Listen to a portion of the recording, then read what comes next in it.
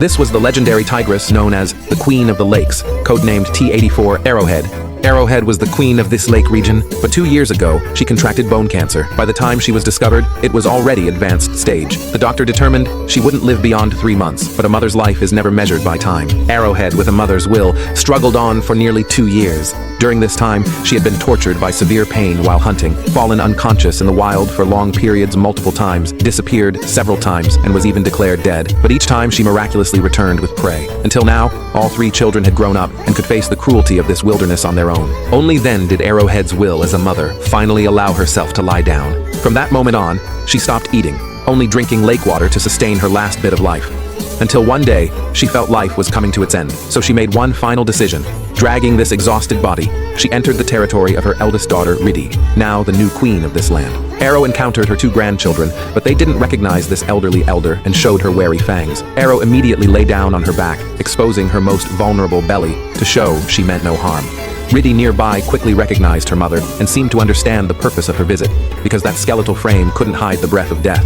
Riddy approached Arrow and looked her over, then growled to drive away her 2 children, clearing a shady spot for her mother. Riddy slowly lowered herself and lay beside her mother, just as her mother had protected her when she was young. In a daze, Arrow felt all the pain disappear. In her daughter's presence, she slept the most peaceful sleep she'd had in 2 years, but she didn't sleep forever. She had to leave. As a mother, she couldn't fall in front of her children. When the familiar scent of the lake water came, Arrow seemed to remember her mother, Krishna. When she was young, she was the weakest among her siblings. It was her mother who carried her by the scruff of her neck across the rushing river. Later, Arrow grew up. Her rebellious instincts made her challenge her mother's authority time and again, but her mother always forgave her child with silent tolerance.